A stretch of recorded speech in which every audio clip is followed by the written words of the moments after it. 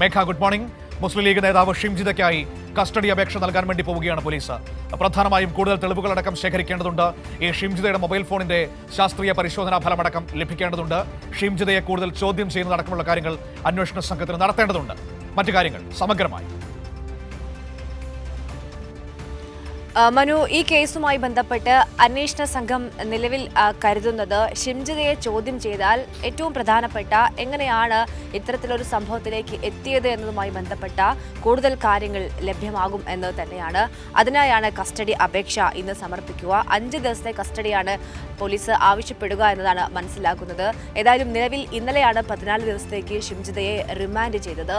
ഈ കേസുമായി ബന്ധപ്പെട്ട് മനോവിഷമം മൂലം തന്നെയാണ് ദീപക് ആത്മഹത്യ ചെയ്തത് എന്ന് പോലീസിന്റെ റിമാൻഡ് റിപ്പോർട്ടിൽ സൂചിപ്പിക്കുന്നുണ്ട്. അതിനൊപ്പം തന്നെ ഇത്തരത്തിൽ ഷിംജിത 7 തവണ ബസ്സിൽ വെച്ച് വീഡിയോ ചിത്രീകരിച്ചു എന്ന് പോലീസ് പറയുന്നു. എന്നാൽ ഏതെങ്കിലും തരത്തിൽ എഡിറ്റിംഗ് ഉൾപ്പെടെ നടന്നിട്ടുണ്ടോ എന്ന കാര്യമാണ് പോലീസിന് ഇനി കണ്ടെത്തേണ്ടതുള്ളത്. അതിനൊപ്പം തന്നെ പുറത്തു നിന്നുള്ള ആരുടെയെങ്കിലും സഹായം ലഭിച്ചോ എന്ന കാര്യം കൂടി പോലീസ് പരിശോധിക്കുകയാണ്. വൈറലാവുക എന്ന ഉദ്ദേശത്തോടു കൂടി തന്നെയാണ് ഇത്തരത്തിലൊരു വീഡിയോ സമൂഹ മാധ്യമത്തിൽ പോസ്റ്റ് ചെയ്തത് എന്നതുകൂടി ഈ റിമാൻഡ് ഈ ബസ്സിൽ ഉണ്ടായിരുന്ന യാത്രക്കാരുടെയും ഒപ്പം ജീവനക്കാരുടെയും മൊഴി രേഖപ്പെടുത്തിയതിൽ അസ്വാഭാവികമായി ഒന്നും സംഭവിച്ചിട്ടില്ല എന്നതിന് തെളിവില്ല എന്നതാണ് ഇതിൽ നിന്നും മനസ്സിലാക്കാൻ കഴിയുന്നത് എന്നതാണ് പോലീസ് പറയുന്നത്.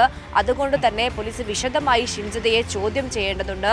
അതുകൊണ്ട് തന്നെയാണ് 5 ദിവസത്തെ കസ്റ്റഡി പോലീസ് ആവശ്യപ്പെടുക. എന്തുകൊണ്ട് നിയമവഴി സ്വീകരിച്ചില്ല എന്നൊരു ചോദ്യം നേരത്തെ തന്നെ കസ്റ്റഡിയിലെടുത്തതിന് പിന്നാലെ പോലീസ് ആരാഞ്ഞിരുന്നു ഷിംജിതയോട്. എന്നാൽ അതിന് കൃത്യമായ ഉത്തരം നൽകിയില്ല. 3 ദിവസം മുൻപേ പയ്യന്നൂർ പോലീസിൽ താൻ ഇത്തരത്തിൽ ബസ്സിൽ നിന്ന് മോശം അനുഭവം തനിക്ക് ഉണ്ടായി എന്നൊരു പരാതി ഷിംജിതയുടെ സഹോദരൻ വഴി നൽകിയിട്ടുണ്ട്. പക്ഷെ എന്തുകൊണ്ടാണ് ആ പരാതിക്ക് വൈകിയത് എന്ന കാര്യം ഉൾപ്പെടെ അത് ചോദ്യചിഹ്നമായി നിൽക്കുന്നു. ഏതായാലും വിശദമായി ചോദ്യം ചെയ്യും. അതിന് പിന്നാലെ ഷിംജിതയുടെ ഫോൺ ശാസ്ത്രീയമായ പരിശോധനയ്ക്ക് അയക്കും. അതുൾപ്പെടെയുള്ള കാര്യങ്ങൾ കൂടി പരിഗണിച്ചുകൊണ്ടാണ് കസ്റ്റഡി അപേക്ഷ ഇത് നൽകുന്നത്. മനു.